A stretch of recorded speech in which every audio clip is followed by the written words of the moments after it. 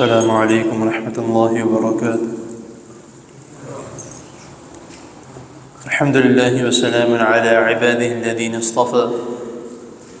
اللہم صلی وسلم علی نبینا محمد صلی اللہ علیہ وسلم۔ اما بعد، حضرت محترم، باب الفرائض وراثت کے احکام و مسائل آپ کے سامنے اختصار کے ساتھ بیان کیے جا رہے ہیں۔ پچھلی نشست میں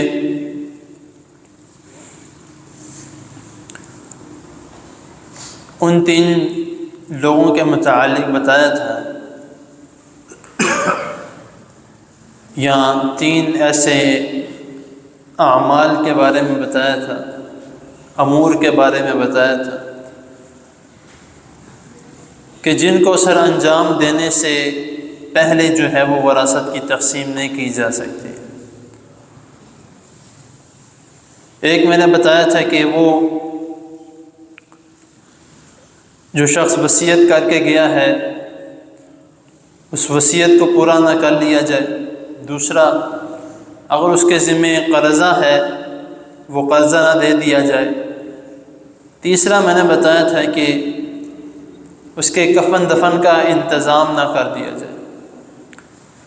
تو اس تیسرے کے متعلق ایک مختصر سی تفصیل ایک یہ بھی تھی کہ کئی مرتبہ آپ نے دیکھا ہوگا یا سنا ہوگا کہ کئی دوست احباب رشتہ دار اگر ان کا کوئی قریبی فوت ہوتا ہے تو وہ کہتے ہیں کہ اس کے کفن دفن کا انتظام میں کروں گا، آپ جو ہے وہ باقی انتظامات کریں، غسل کا انتظام کریں، باقی کفن دفن کا جو ہے وہ سارا کچھ میں اس کا دیکھ لوں گا، مہمانوں کو جو ہے خاطر توازی بھی ان کی میں خود کر لوں گا، آپ ان کو غسل وغیرہ کروا دیں۔ تو اب یہ جس شخص نے اس کی ذمہ داری لی ہے، تو اب جو شخص ترکہ چھوڑ کے گیا ہے، یعنی اپنے پیچھے مال چھوڑ کے گیا ہے، تو اس میں سے جو ہے وہ کفن دفن کا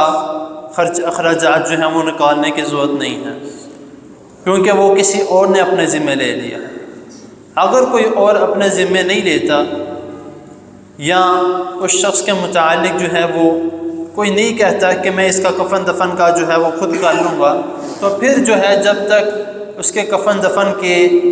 جو انتظامات ہیں یا جو اس کے اخراجات ہیں وہ اس کے ترکے میں سے نکالے جائیں گے جو وہ چھوڑ کے گیا۔ ہاں، اگر کوئی شخص جو ہے وہ یہ کر لیتا ہے کہ اس عین وقت پر وہ کہتا ہے کہ میں اس کے انتظامات کر لیتا ہوں، بعد میں جو ہے وہ آپ مجھے اس کی رقم دے دیجیے گا، تب بھی اس کی ذمہ داری ہے کہ اس کے ترکے میں سے جو ہے جو جب تک اس کفن دفن کا خرچ اخراجات نہیں نکالا جائے گا تب تک اس کی وراثت کی تقسیم نہیں کی جائے گی۔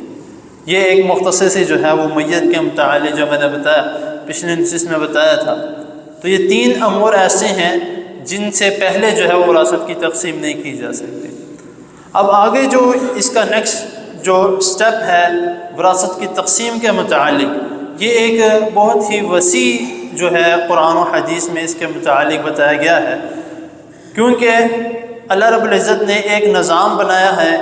ایک طریقہ کار جو ہے وہ تقسیم کرنے کے متعلق اللہ تعالیٰ نے قرآن میں اس کی مختلف آیات میں بھی اس کا ذکر کیا ہے، اور سورۃ جو نساء ہے ان کی 2 آیات جو یوصیکم اللہ مشہور آیات ہیں وراثت کی، اس میں تو اللہ تعالیٰ نے تفسیر کے ساتھ جو ہے ہر ایک کا نام لے کر جو ہے وہ ذکر کیا، اور احادیث میں آگے مزید نبی کریم صلی اللہ علیہ وسلم نے اس کی تفصیل بیان کی ہے کہ اگر باپ ہو بیٹا فوت ہو جائے تو پھر کیا ہے، اگر باپ فوت ہو جائے بیٹا ہے تو پھر کیا ہے، دادا ہو تو پھر کیا ہے۔ ساری تفصیل کے ساتھ جو ہے وہ اللہ رب العزت نے قرآن مجید کی ان 2 آیات میں یوصیکم اللہ اور وَلَکُمْ نِصْفُ والی آیت میں اللہ تعالیٰ نے سارا کچھ بیان کیا۔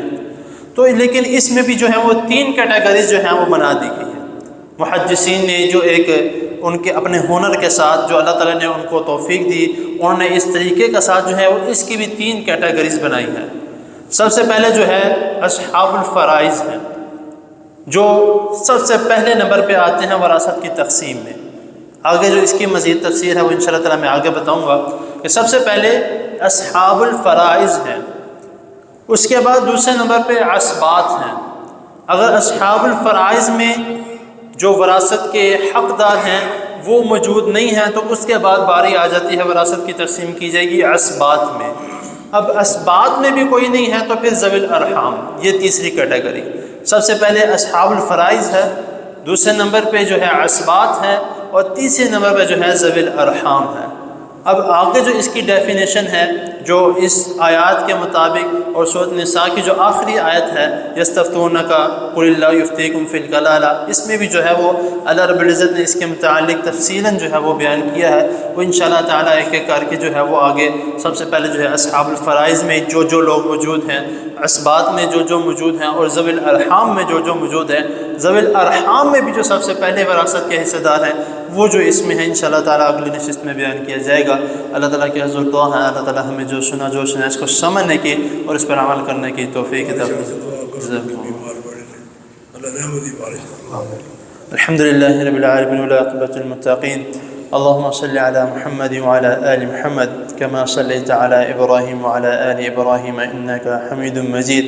اللهم بارك على محمد وعلى آل محمد كما باركت على إبراهيم وعلى آل إبراهيم إنك حميد مجيد، ربنا آتنا في الدنيا حسنة وفي الآخرة حسنة وقنا عذاب النار،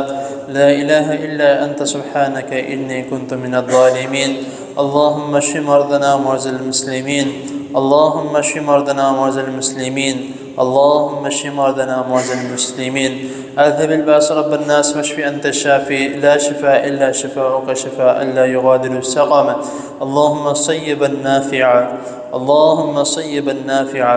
اللهم صيبا نافعا، اللهم إنا نعوذ بك من جهد البلاء ودرك الشقاء وسوء القضاء وشماتة الأعداء،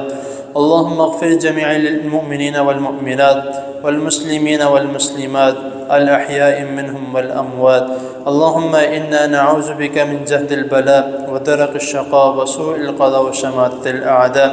رب ارحمهما كما ربياني صغيرا، رب ارحمهما كما ربياني صغيرا، رب ارحمهما كما ربياني صغيرا، ربنا تقبل منا إنك أنت السميع العليم وتب علينا إنك أنت التواب الرحيم، وصلى الله تعالى على خير خلقه محمد وآله وأصحابه أجمعين برحمتك يا أرحم الراحمين۔